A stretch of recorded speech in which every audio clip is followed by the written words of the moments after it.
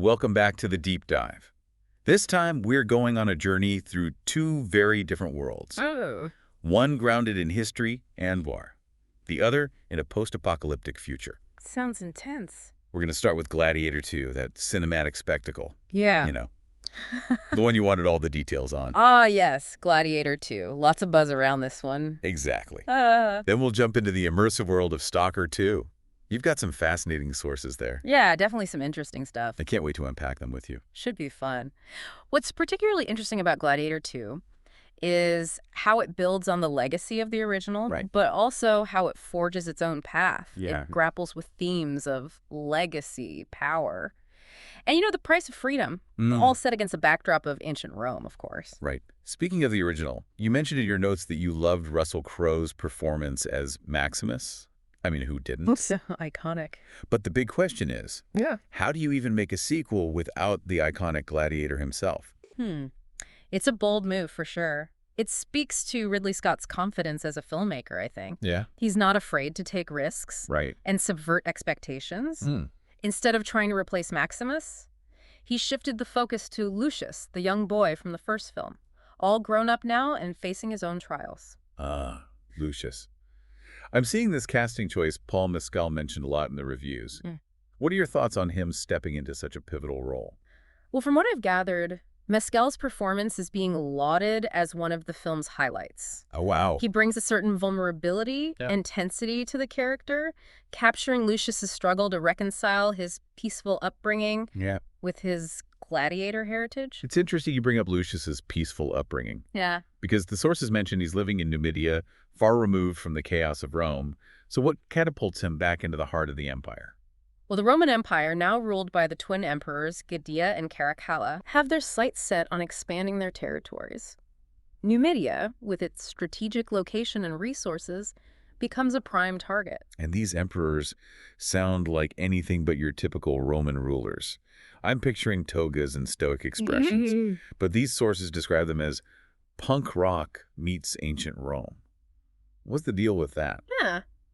That's one way to put it. Think bleached skin, Huh. dramatic eyeshadow, hairstyles that would make a rock star jealous. Wow. They're depicted as effete but psychotic, a fascinating juxtaposition of power and instability, really. Interesting. It's almost as if Ridley Scott is deliberately challenging our preconceived notions of Roman emperors. Okay, I'm officially intrigued. So how does Lucius go from a peaceful life in Numidia to facing off against where baboons and rhinos and sharks? You marked this section in the reviews. Yeah. And I have to admit, it sounds absolutely wild. It does seem like Ridley Scott has embraced the spectacle, doesn't it? Yeah. But let's unpack this a bit. The over-the-top action sequences, especially those featuring more fantastical creatures, seem to be a point of contention amongst critics. Some see it as a fun, tongue-in-cheek nod to the absurdity of historical epics, while others criticize it as a departure from the grounded realism of the original. Yeah, the sources mentioned some debate about historical accuracy or lack thereof. But honestly, I'm kind of here for the sheer entertainment value. A rhino in the Colosseum. Sign me up. Though I am curious about the shark thing. It sounds ridiculous, but there's something about it. Yeah. It's almost as if Scott is daring us to question the boundaries of historical fiction. He's blending historical figures and events with fantastical elements, creating a world that's both familiar and utterly unique. Speaking of unique, the reviews keep mentioning Ridley Scott's iconic framing. You're the expert here. What does that even mean, and why is it such a big deal in Gladiator 2? Well, Scott is known for his meticulous attention to detail, particularly when it comes to visual storytelling. He storyboards every single shot, painstakingly planning out camera angles, lighting, and composition. It's like he's painting with the camera, creating these visually stunning tableaus that elevate the action beyond mere spectacle. That makes sense. Consider you mentioned earlier that he was inspired to make the original Gladiator based on a painting. So in a way, he's bringing that artistic sensibility to Gladiator too. Exactly. He's creating a visual language that's both cinematic and painterly. And this focus on framing is particularly effective in Gladiator 2 because it heightens the emotional impact of the action sequences. You're not just watching a fight, you're experiencing it as a work of art. It's fascinating how he blends those two worlds. The visceral intensity of gladiatorial combat and the artistic precision of a master painter. But let's be real, It's not just about the visuals. The sources mention Denzel Washington's performance is getting a lot of buzz. Oh, Denzel Washington is a powerhouse, Yeah. and his presence elevates any film he's in. Absolutely. He plays Macronus, the grizzled gladiator trainer who takes Lucius under his wing. Okay. The reviews praise his performance for its depth and complexity, even though he reportedly speaks with a thick American accent throughout the film. Wait, really? A full-on American accent in ancient Rome? That's a bold choice, to say the least. I wonder if it works or if it's distracting. What do the reviews say? The reviews are surprisingly positive. It seems Scott's gamble has paid off. One critic even described it as Denzel being Denzel, and somehow it just works. Okay, I'm officially adding that to my list of things to listen for when I finally see the film. It sounds like Gladiator 2 is a wild ride, a visual feast that's not afraid to bend the rules of history for the sake of entertainment. But is it a worthy successor to the original? That's the million-dollar question, isn't it? I guess so. The reviews are generally positive, praising the action visuals and performances. But some critics argue that it lacks the emotional depth and thematic resonance of the first film. Well, you know what they say, you can't please everyone. Exactly. And I think it's important to remember that Gladiator 2 is its own beast. It's not trying to replicate the original, but rather expand upon its legacy in a new and exciting way. And that's what makes it so intriguing. It's a bold, ambitious film that's sure to spark debate and discussion. But for now, let's shift gears and dive into a completely different world. The post-apocalyptic wasteland of Stalker 2. Ah, yes. Stalker 2. This one takes us from the grandeur of ancient Rome to a world where survival hinges on every decision. Right. It's a fascinating contrast, and one that speaks to the diversity of entertainment we have access to these days. From what I've gathered from your notes, you're really drawn to games that offer a deep level of immersion. Oh, absolutely. You know, where your choices have real consequences. Yeah. Stalker 2 seems to deliver on that front in a big way. That's what initially piqued my interest in this game. It's not just about surviving, it's about shaping your own narrative within a dynamic and, unforgiving world. And the Okay. setting itself, the Chernobyl exclusion zone, adds a layer of realism and intensity that's hard to find in other games. It's a haunting backdrop, isn't it? It is a place where beauty and danger coexist, where nature has reclaimed the ruins of a bygone era. The developers have gone to great lengths to recreate the zone authentically, capturing its eerie atmosphere and unsettling beauty. Yeah, the screenshots in these previews are incredible. They've really captured that stark realism of the environment, from the decaying buildings to the overgrown forests. But it's not just about the visuals, right? It's a sense of danger that permeates everything. Yeah. The feeling that you're constantly on edge, never knowing what's lurking around the next corner. Exactly. You're always vulnerable, always having to make tough decisions that could mean the difference between life and death. And the choices you make aren't just about combat or exploration. Yeah. They delve into moral dilemmas, Okay. forcing you to confront your own values in a world that's morally gray. Like that situation you mentioned earlier about looting a fallen comrade. Right. On the one hand, you need to scavenge for resources to survive, but on the other hand, it feels wrong to loot the body of someone you knew. That's the kind of choice that sticks with you long after you've made it. It speaks to the game's commitment to creating a nuanced and thought-provoking experience. It's not just about mindless action, it's about grappling with the difficult choices and their ramifications. Right. And these choices aren't just isolated incidents, they ripple outward, Oh, wow. influencing the world around you and the people you encounter. Right. I read that your decisions can actually affect the availability of certain quests and even alter the ending of the game. That's a level of agency that I find really exciting. It makes each playthrough unique, a reflection of your own moral compass and survival instincts. It's like you're crafting your own story within the framework of the game. You mentioned earlier that you loved the Fallout series, particularly for its choice-driven gameplay. Do you see any similarities between Stalker 2 and those games? Definitely. Sense of freedom, the exploration, Yeah. the impact of your choices. It all feels very familiar but with a fresh perspective. Stalker 2 seems to be building upon the foundation laid by games like Fallout 3 and New Vegas, adding its own unique flavor to the mix. It's fascinating how certain games become touchstones for entire genres. They establish a set of expectations, and then it's up to the next generation of developers to innovate and evolve those ideas. Speaking of evolution, what sets Stalker 2 apart from its predecessors in terms of gameplay mechanics? What new challenges can players expect to face in this post-apocalyptic world? Well, resource management is crucial in Stalker 2. Ammo, food, medicine. You're constantly scavenging, crafting, and trading to keep yourself alive. It adds a layer of realism and tension to the gameplay, forcing you to think strategically about every encounter. That's a welcome change from those games where you're practically swimming in ammo and medkits. It makes the world feel more grounded, more believable. And speaking of believable, the enemy design in Stalker 2 looks absolutely terrifying. I mean, you've got your typical mutated creatures, but then there are these bloodsuckers? Ah, yes, the bloodsuckers. They're the stuff of nightmares. These stealthy predators that can drain your life force in an instant.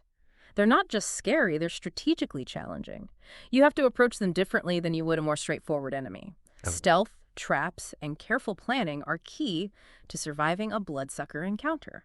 It sounds like the AI behavior in Stalker 2 is a step up from what we've seen in previous games. Yeah. It's not just about enemies charging blindly at you. It's about outsmarting them, using their own behavior against them. Precisely. And this ties back to the game's emphasis on player choice. You're not just reacting to situations, you're actively shaping them through your decisions and actions. Right. Do you engage in a direct confrontation, or do you try to outmaneuver your enemies?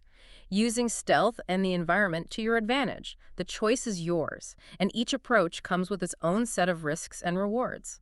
Okay, so we've got resource management, terrifying enemies, Yeah. and a world where your choices have real consequences. Yeah. But what about the atmosphere? You know, that intangible feeling that draws you into a game world and makes you want to stay there. What can players expect from Stalker 2 on that front? Well, Stalker 2 is a feast for the senses. The graphics are stunning, capturing the desolate beauty of the zone with incredible detail.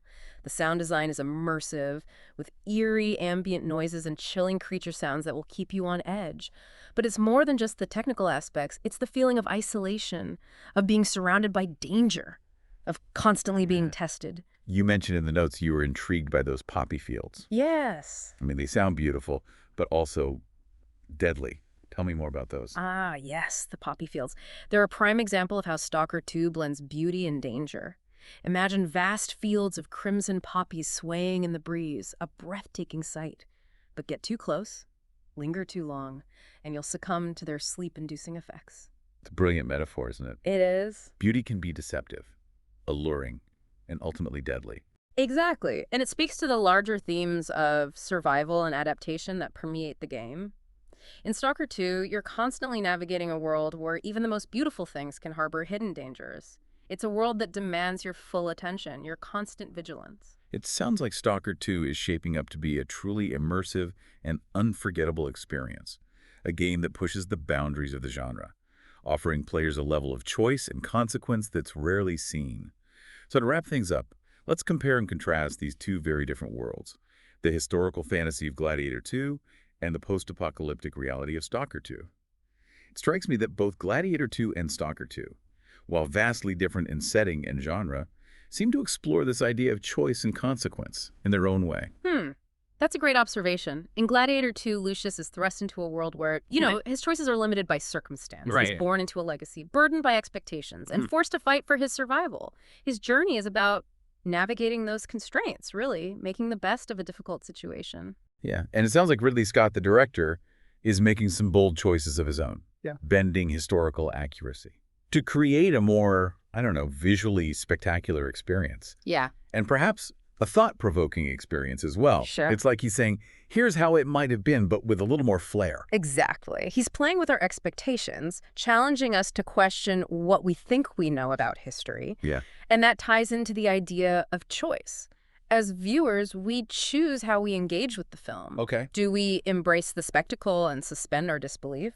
Or do we get bogged down in the historical inaccuracies? Right. It's like choosing your own adventure, but Yeah. as a viewer. Yeah. And then you have Stalker 2, where choice is baked into the very fabric of the game. It's not just about choosing a dialogue option or a path to follow. It's about making decisions that shape the world around you, that affect the lives of other characters, and that ultimately define your own fate. And the consequences of those choices are far-reaching. Yeah. You might make a decision that seems beneficial in the short term, but it could come back to haunt you later on. Right. Or you might choose to do something that feels morally wrong, even if it means surviving another day. It sounds like the game doesn't shy away from those morally gray areas, forcing players to confront their own values in a world where survival is paramount. That's something that really resonated with me when I was reading through your notes. What stood out to you in particular? Well, I'm fascinated by the idea of how the environment itself becomes a character in Stalker 2. The Chernobyl exclusion zone is more than just a backdrop. It's a living, breathing entity that's both beautiful and deadly. Mm. It's constantly testing you, pushing you to your limits, and forcing you to adapt. It's a stark contrast to the meticulously crafted world of Gladiator 2, isn't it? It is. One is a historical fantasy, a playground of epic battles and political intrigue. The other is a grounded reality, a world where survival is a constant struggle. And yet, both offer a sense of escapism, a chance to immerse ourselves in worlds beyond our own, whether it's the grandeur of ancient Rome or the desolate beauty of a post-apocalyptic wasteland. These experiences allow us to explore different facets of ourselves, to test our limits, and to engage with stories that challenge and inspire us. And ultimately, isn't that what we seek from entertainment? Yeah, A chance to connect with something larger than ourselves, to be moved, to be challenged, to be entertained. absolutely. So as we resurface from this deep dive, the question remains, which world will you choose to explore first? The visually stunning historical fantasy of Gladiator 2, or the immersive, choice-driven reality of Stalker 2? The choice is yours, but either way, I think you're in for a thrilling and unforgettable experience. Thanks for diving deep with us. We'll catch you next time right here on The Deep Dive.